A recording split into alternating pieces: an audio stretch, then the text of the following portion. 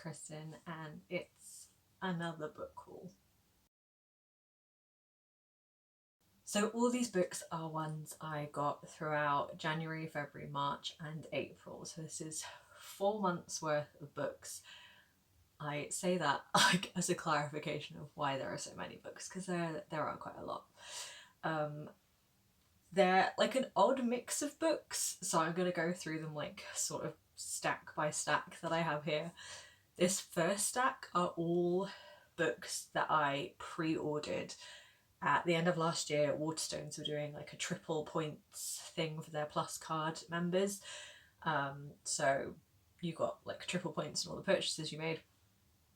So I pre-ordered all of these. My mentality was, if I pre-order a bunch of books, then that'll like stave off my want to buy books, because they'll like arrive throughout the year, and that will, yeah, sort of make I can make do with those books. But I didn't really think about the fact that all the ones I'd pre-ordered, apart from one which comes out in October, all the pre-orders were for January, February, March. So then they all arrived in fairly quick succession, like one a week, sometimes two, that I then had all these books and knew that I wasn't going to get any more for a while, so it didn't really stave off my constant want to buy books. So I did get other books. Let's just go through them. I'll give a little what they're about and why I bought them. So first up we have Clytemnestra by Costanza Cosati.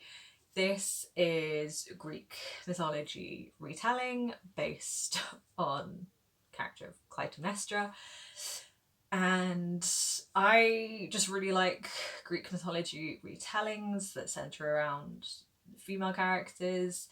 So this had interested me. I'd seen it around when it came out in hardcover and was intrigued by it. But yeah, she is born to a king but marries a tyrant. She watches helplessly as he sacrifices her child to the gods. She bides her time, she plots her revenge, she knows how to play this game. If power will not be given to her, she will take it for herself. She is Clytemnestra. That just sounded really interesting to me. And yeah, can go in the same category for me as like my Jennifer Saints, Natalie Haynes, that kind of thing. So I'm excited to read a Greek mythology retelling from a different author. Hopefully I really enjoy this one. Next up we have The Cloisters by Katie Hayes. This one I again had seen when it came out in hardcover. I'd seen a lot of people talking about it, and it really intrigued me. People were saying it's very like dark academia kind of vibes, quite gothic, which yeah, sounded interesting. The cover is beautiful.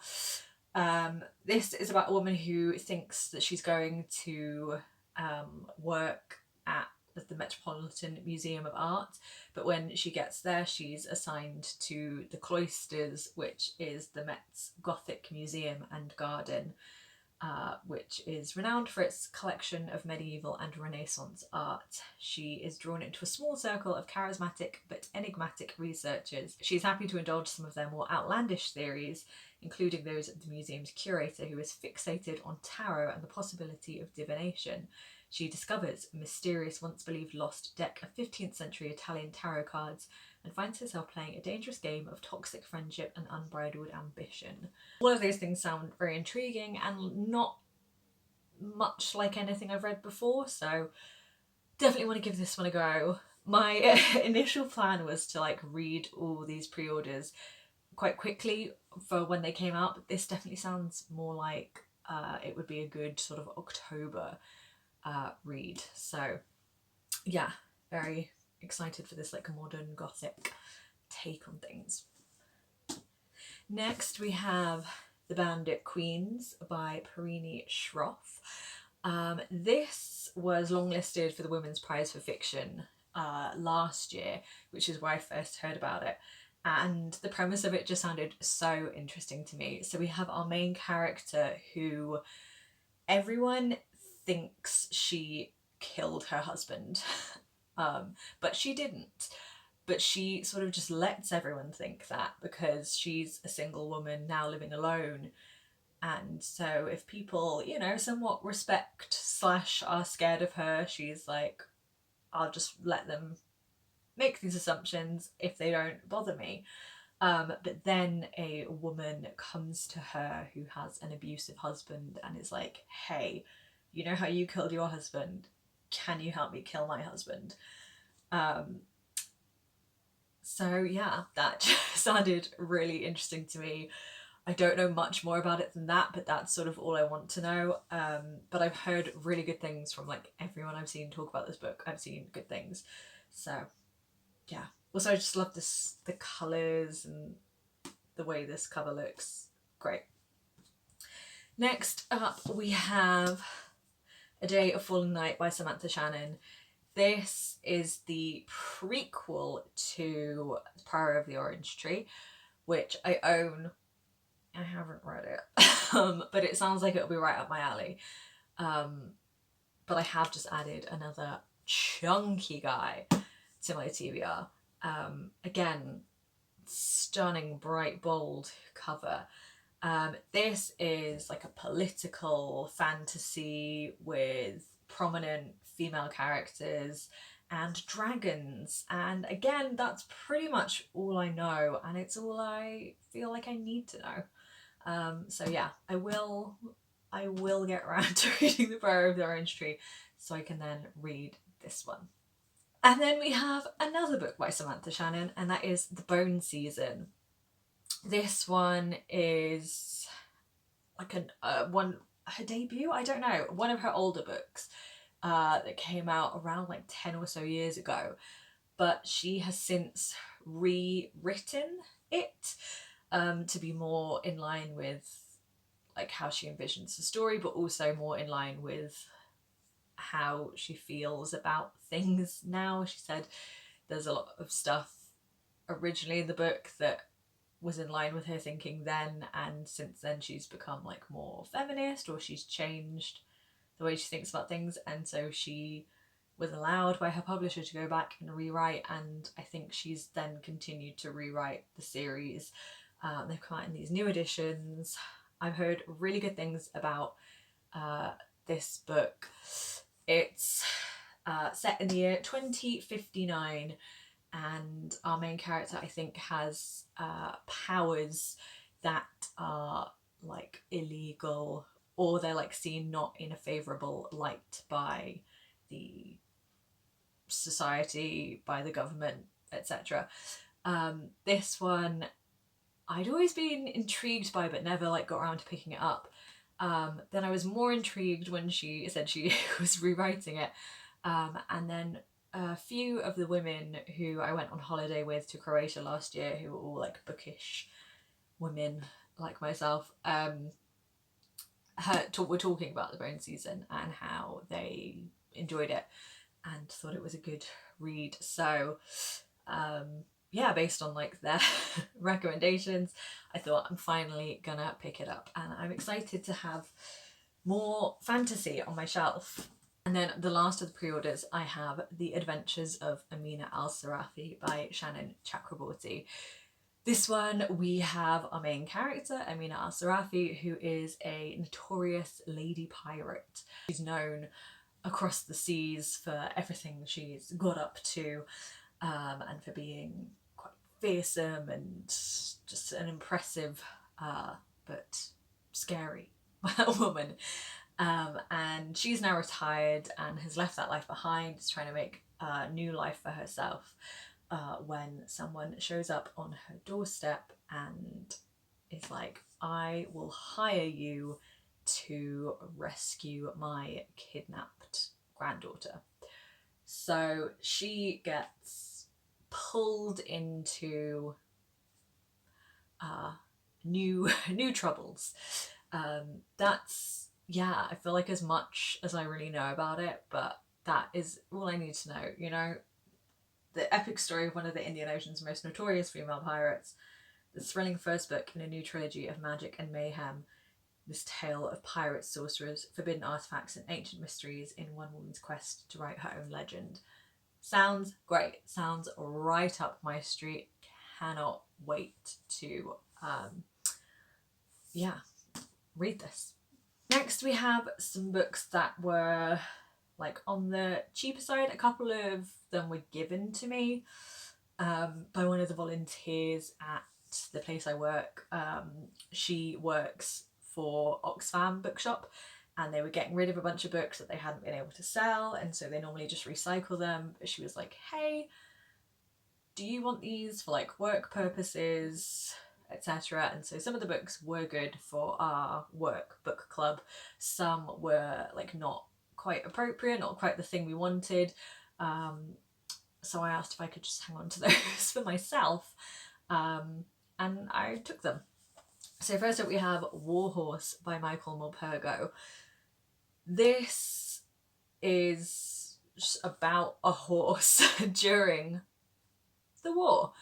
I've seen the stage show of this, the one with like all the animals portrayed through puppetry, and it was one of the most incredible things I've ever seen.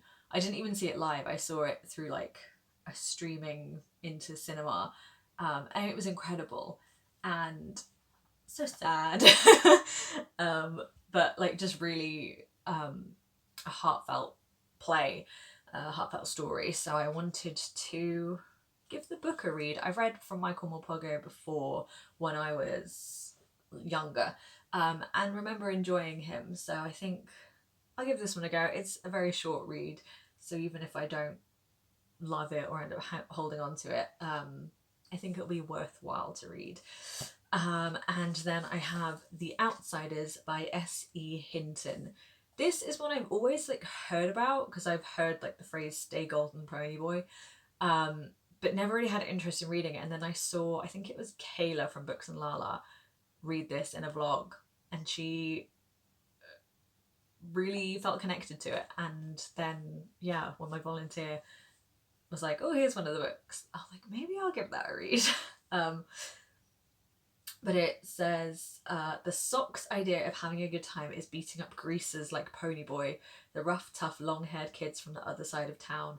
Ponyboy knows what to expect and knows he can count on his brothers and on his friends until the night someone takes things too far.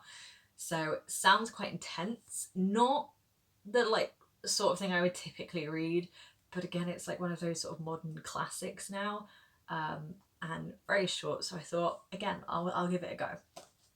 So those are the two that I got from my volunteer.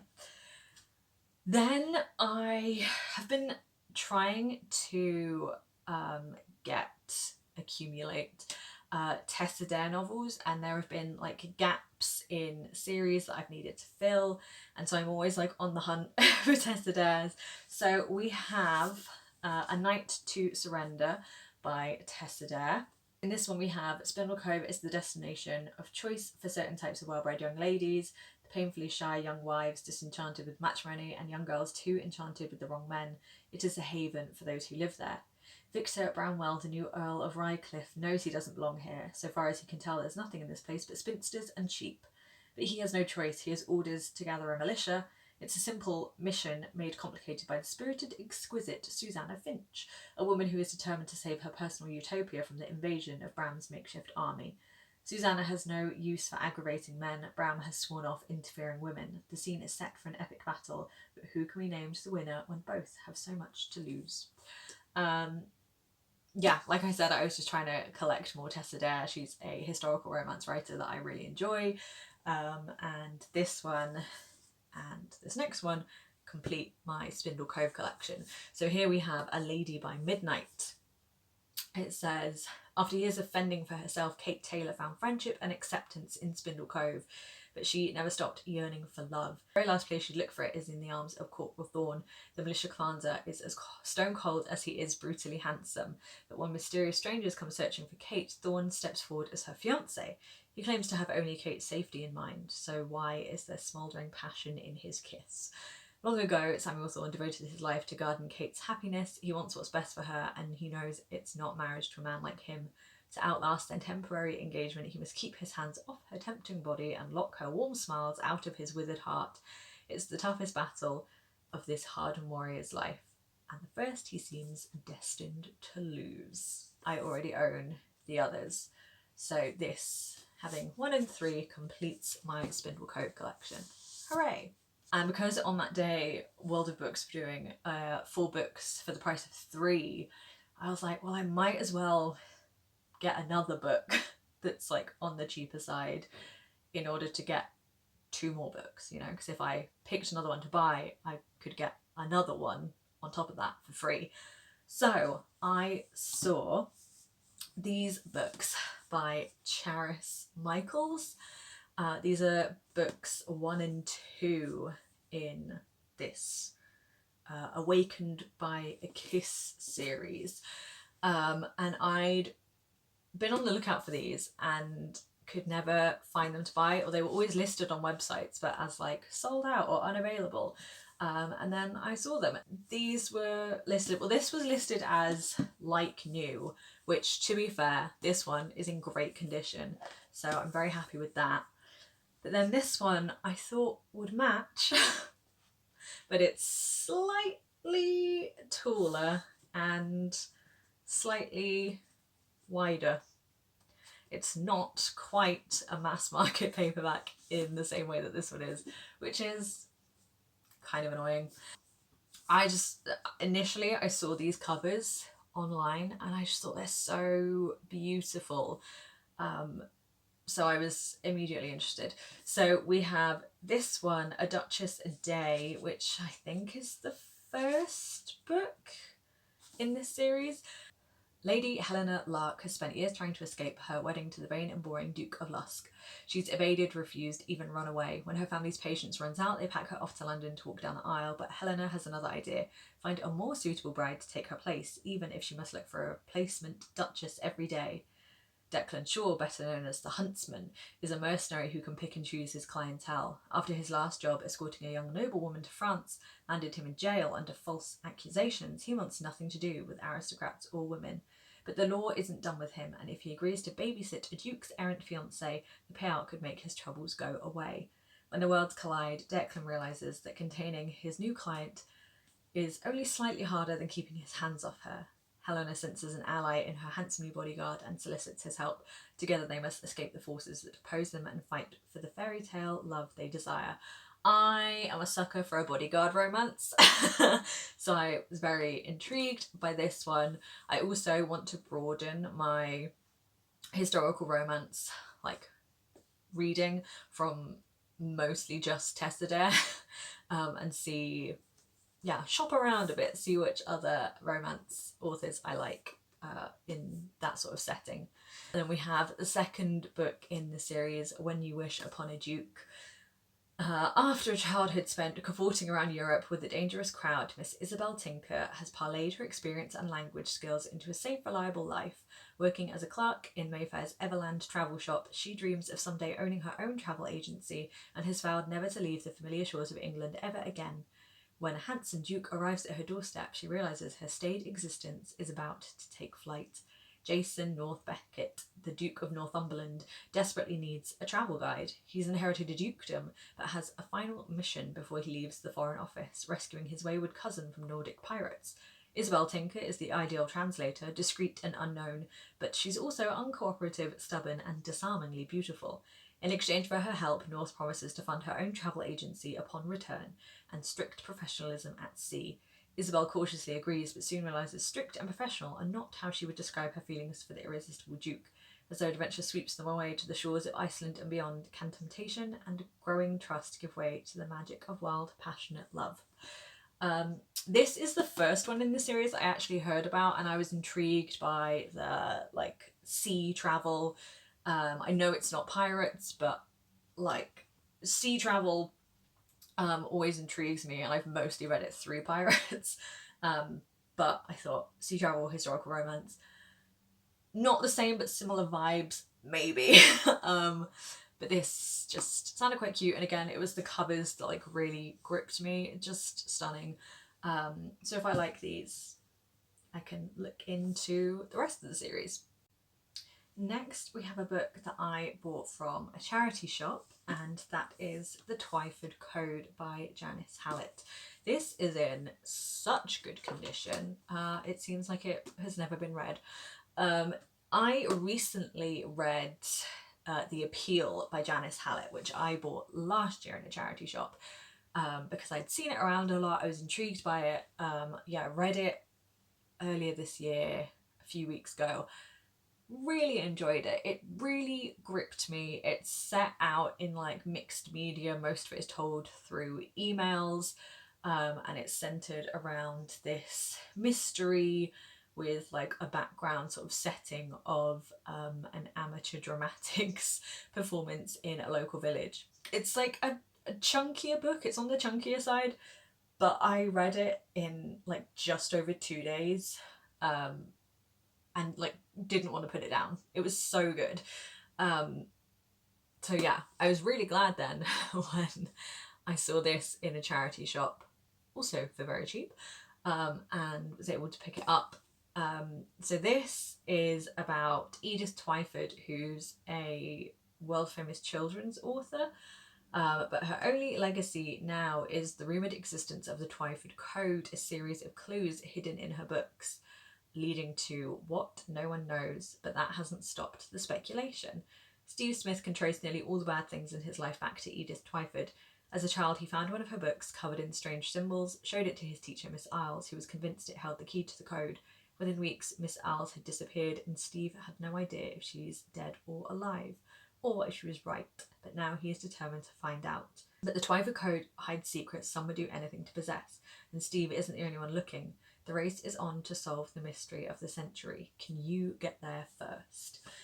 So again, like the tease of the last book was that it was like, here's all the information that the lawyers of the case have, the emails, posters, like calendar dates, that kind of thing. And it was like, can you as the reader, through that evidence, work out like what is going on and like the who done it, how done it, that kind of thing. So this is slightly different. It's told in audio files instead of emails, but is like the similar premise. But yeah, this sounds interesting. It doesn't, I won't lie, grip me as much as The Appeal, because The Appeal involved like small town, small village, all in each other's business, which is a setting I quite like, and also centered around a murder, which I prefer like a murder mystery to just like a disappearance or something odd going on. But I guess if he doesn't know if she's alive or dead, maybe there is a murder. But yeah, I'm excited to get to this one given how much I enjoyed The Appeal. So glad I found that in a charity shop. Seemed like a good find at the time. Then lastly, we have just a stack of books I bought elsewhere throughout the months. So first up we have Atalanta by Jennifer Saint. This is a Greek mythology retelling. I've read Ariadne by Jennifer Saint. I have Electra by her. I really enjoyed Ariadne. So I feel like she's just an author I'm always going to pick up her books as long as I like Electra in this one. This one is about the only female Argonaut in Greek myth. When a daughter is born to the king of Arcadia, she brings only disappointment. Left exposed on a mountainside, the defenceless infant Atalanta is left to the mercy of a passing mother bear and raised alongside the cubs under the protective eyes of the goddess Artemis. Swearing that she will prove her worth alongside the famed heroes of Greece, Atalanta leaves her forest to join Jason's band of Argonauts. But can she carve out her own place in the legends in a world made for men? This one, the cover just gripped me, like, women with bows and arrows. I love it. So yeah, that combined with the whole Greek mythology thing, this is like a no-brainer for me. I'm very much looking forward to reading this one. Next we have one that I have always meant to pick up ever since I first heard about it. And then I just never have. And it's like, why? Why have I not? So I just picked it up. I just decided to pick it up. I ordered it from this wonderful independent bookshop called Dryad Books, and they specialise in fantasy, sci-fi, and I think a lot of like queer literature, which is cool. So I picked up A Natural History of Dragons, a memoir by Lady Trent by Marie Brennan. This one is about Lady Trent, who is the world's preeminent dragon naturalist. So she's just like a young, bookish woman who studies dragons and science, and that is like all I know about it, but that just sounds really interesting, and the cover is really cool. This I know is like a long running series, so we'll see how much I enjoy the first book. But yeah, dragons, that sounds cool. Young women in science, that's cool. Yeah, this one just sounded really interesting, so I picked it up. In a similar vein to that, I then have Emily Wilde's Encyclopedia of Fairies by Heather Fawcett. This is about Emily Wilde, who's a genius scholar and meticulous researcher who is writing the world's first encyclopedia of fairy lore. But what Emily Wilde is not good at is people. So again, we have a young woman studying a mythical creature, well, mythical to us, real in their world. So I love that premise, and then I know that there's like a guy who she meets along the way who she doesn't get on with, but they obviously have chemistry.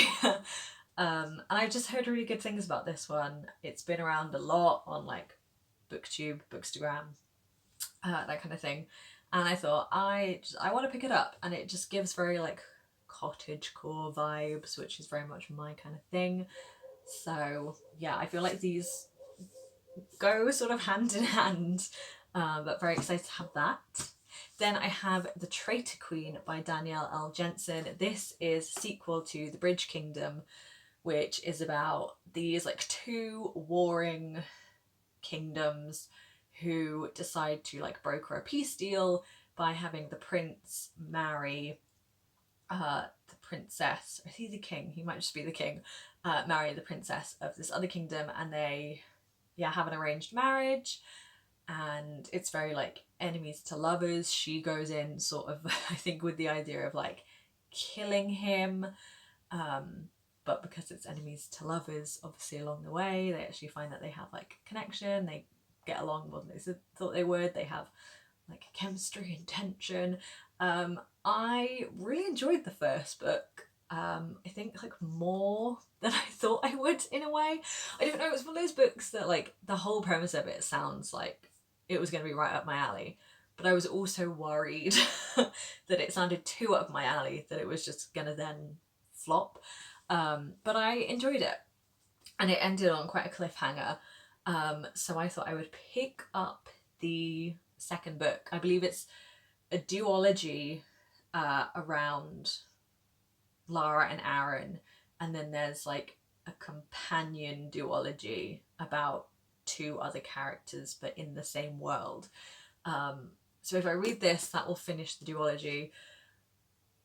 I want to get to this one sooner rather than later before I forget what happened in the first book. But I liked the characters. Lara's very sneaky but like a bit of a badass, which I like in my female characters.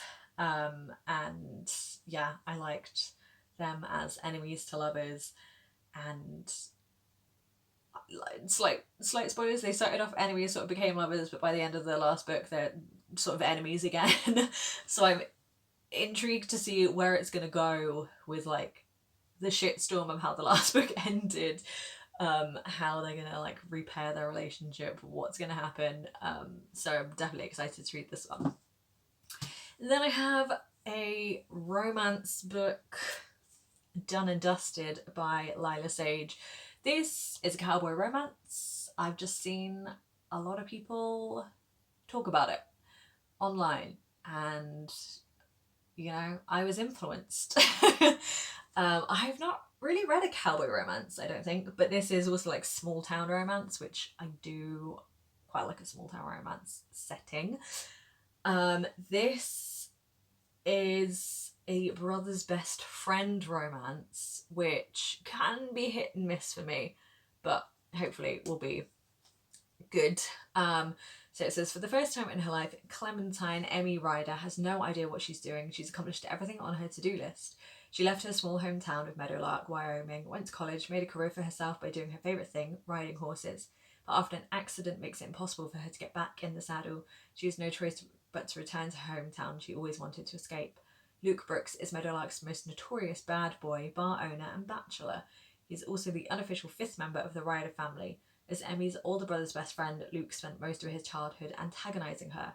It's been years since he's seen her, but when she walks into his bar and back into his life, he can't take his eyes off her. Against his better judgment, he wants to do a whole lot more than just look at her. As things between them heat up, it gets more difficult for him to keep his hands off her. Can he help her get her spark back, or will they both go up in flames? I just like a fun romance. I like a historical romance. I like a contemporary romance. This one, like, the cover's kind of cheesy, but I also like it. I like a blue and yellow combo.